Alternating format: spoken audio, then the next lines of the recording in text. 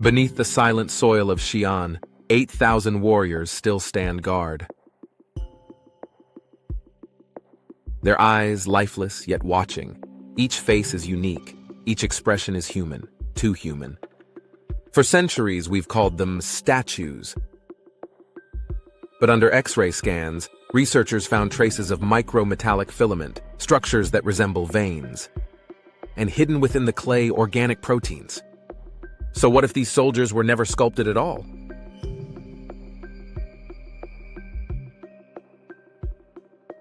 What if they were once alive, sealed in clay to preserve their bodies forever?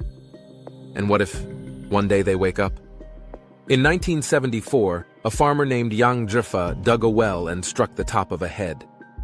That single fragment would uncover the greatest archaeological discovery of the 20th century, the Terracotta Army of China's first emperor, Qin Shi Huang. Over 8,000 clay soldiers, 130 chariots, 670 horses, all lined in perfect military formation, as if waiting for orders. Each one is different, detailed down to fingernails and eyelashes. The official record says they were built to guard the emperor in the afterlife. But the unofficial notes from the 1976 excavation team mention something else, a smell of burnt flesh and dark, charred residue beneath the figures. Those details were quietly removed from the public report. Later, in 1998, researchers from the University of Munich detected trace levels of organic proteins, 0.01%, inside the clay compound. No one could explain how living matter could survive the firing process of terracotta, unless it wasn't fired the way we think. Every soldier is unique, not mass-produced, not molded. Each face sculpted or captured from an individual human being. Infrared imaging revealed vein-like fissures running from the neck to the arms. Under high-frequency light, regions of the chest reflect differently, exactly where the human heart would be.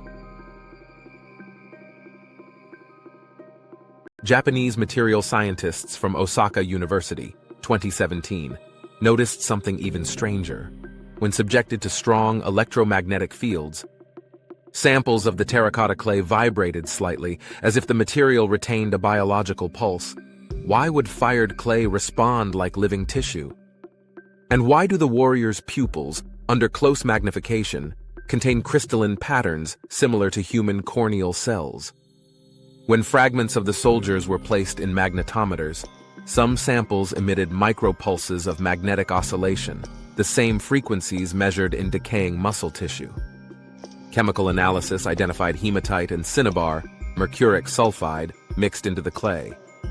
Cinnabar was a core ingredient in Qin dynasty alchemy, believed to grant immortality. Historical texts claim Qin Shi Huang consumed liquid mercury in search of eternal life. Now the soil around his tomb shows toxic mercury concentrations hundreds of times above normal. Satellite scans in 2021 from the Beijing Institute of Remote Sensing revealed mercury flow channels running beneath the warriors, not random, but arranged in vascular patterns, as if simulating a circulatory system. Could this be the emperor's final experiment? An army of men, transmuted into vessels of eternal matter, waiting for an energy that never came? Professor Li Shuzhen from the Terracotta Army Museum admitted in a 2016 interview, "The clay mixture contains unknown organic compounds we cannot reproduce." At a Berlin symposium in 2019, materials expert Klaus Fink stated, "The micro-iron formations inside some figures cannot form naturally under firing temperatures of 1,000 degrees Celsius. Something else created them." Ancient Chinese alchemical texts describe a ritual called Huan Ti, body transformation. The process involved coating the skin with cinnabar paste, then sealing it with layers of earth to preserve the spirit after death. Mainstream historians call it a myth.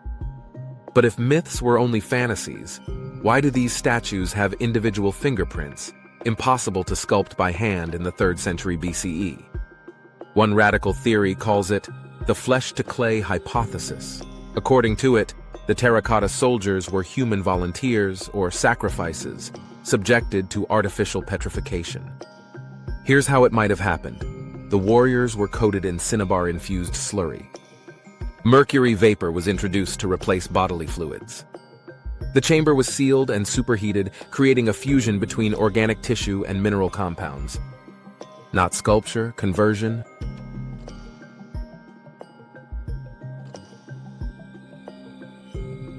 Some claim this explains the faint bioelectric fields still measurable in the chamber. In 2022, Chinese geophysicists recorded low-frequency pulses emanating from the burial complex every 19 hours. The pattern resembled a circadian rhythm, a biological clock. If the soldiers' energy patterns still pulse like living beings, what does that mean for what lies beneath the emperor's tomb, a site still sealed to this day? Across ancient history, echoes of similar phenomena appear. The Moai statues of Easter Island, each with a distinct face, are said to walk on their own. The stone guardians of Göbekli Tepe, carved with such precision that they seem anatomically alive. In the Andes, Incan sleeping mummies still show measurable neural waves under MRI scans. Different continents, different eras. Same pattern, human forms frozen between life and stone. Chinese folklore even warns, on the blood moon, the earth of Qin breathes. Local villagers near Xi'an have reported hearing metallic echoes from underground, as if armor plates were clashing in the dark. In 2006, security cameras in Pit 2 captured minute vibrations in several figures during a regional earthquake. The tremor lasted 3 seconds, but afterward, one soldier's arm had shifted by exactly 3 millimeters. No crack, no damage, just movement. Some fringe historians suggest the Terracotta Project was more than superstition. It was an early form of biotechnology. Qin's court employed hundreds of engineers, metallurgists, and alchemists. What if the emperor's obsession with immortality led to the first experiment in matter conversion, attempting to merge biology and mineral? Modern experiments in bioceramics show that living cells can bond to certain silicate matrices, surviving in a dormant state for decades. Could the ancients have achieved something similar, using mercury as a stabilizer? A 2023 Chinese Academy of Sciences paper, later retracted, hinted at unusual isotope ratios in soil samples near the tomb. Ratios consistent with exposure to artificial radiation. If that's true, what powered it? Was Qin's tomb a giant energy field, meant to sustain his army in stasis until reawakening? Ancient texts say Qin Shi Huang believed he was a descendant of celestial beings. His tomb, according to the historian Sima Qian, was built to mirror the cosmos, rivers of mercury for the stars, and mechanisms that would move forever. Some interpret this as a metaphor, but if the Terracotta Army was intended to defend him in eternity, perhaps eternity wasn't metaphorical either.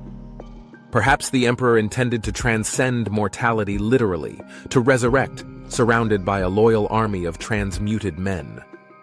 And if the technology that preserved them still hums beneath the ground, it might only need a spark.